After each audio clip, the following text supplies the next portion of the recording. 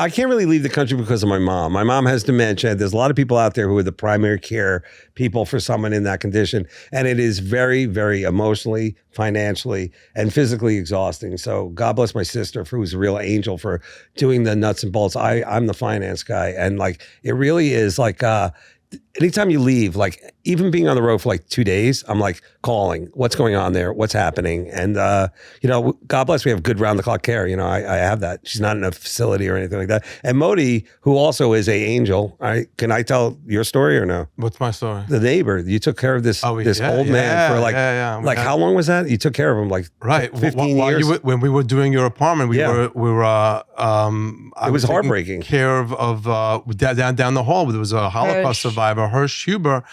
I was taking care of him. I was telling you the stories, what was going on with him, and you were telling me stories about what was going on with your mom, and we were like sharing stories of being health givers and well, he was so providers. Lucky. There is something there is something up high that like let him live next to you, because not everybody would do that. Not everybody would do that.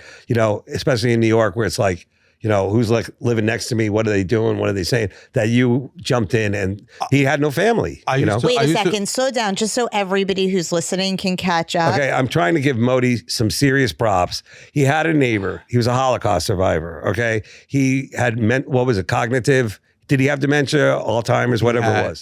He had a little bit of dementia. Probably PTSD. He got but that he had. He was a Holocaust survivor, but he was down the hall from me. So for me, it was so easy. We arranged through this Jewish alliance thing for him to have health care. Something went wrong. A miracle happened that they made a mistake.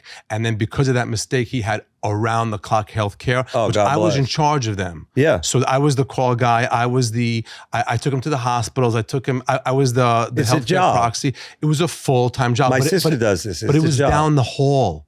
Yeah. It wasn't when you drive to see your mom, you're driving in Long Island traffic. 3 hours on Easter to get there. Wow. To walk in the room and who are you? So it's really like one of those kind of situations. But my mom deserves the best. She's the best person I ever met. So I'm there till they pull me away. Yeah. And so we shared that. We always had the stories of what's going on with like with the person that we were taking care of, and he passed away. 92, 93 he was. Really? Yeah, we got him to Israel and we buried him in the middle of COVID. God bless, crazy. Man. Wow, what a crazy experience. And then Leo came, and Leo started helping to take care of him too, right? He loved Leo. Oh, that's great. When he saw Leo, automatically there was a huge smile on his face. It was the best thing in the world. We would set him up outside his apartment to eat al fresco. We bought a little table and a chair, and just so he'd get out of his apartment. Yeah, something to do. And he'd sit outside. That's amazing. I knew all the cookies and all the food he loved, and he'd sit outside and eat them. And you were the amount. You gave him a life, so that was great. We gave him a friendship. And I always like, there's a lot of comics out there like who are dealing with this, like older, and there's, I don't have a family, I don't have children, I don't have a wife or anything, but like, you got to be good to what you got. And like, that I guess you could say is my purpose for why I'm still out there right now, is to keep her in a safe, loving environment.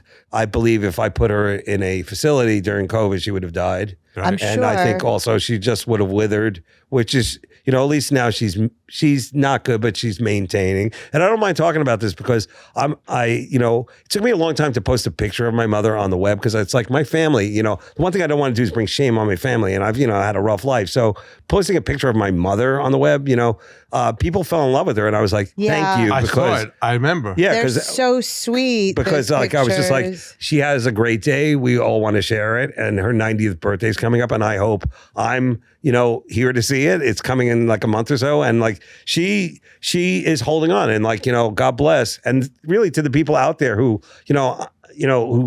basically had to move cross country to live with a relative. Like, this is happening all the time though. And it's happening to younger people too, where it's like, people in their 30s, like, well, I moved out to San Diego, but now I got to move back because I have to go back to wherever, Missouri, because my parents are sick and there's no one else who can take care of them.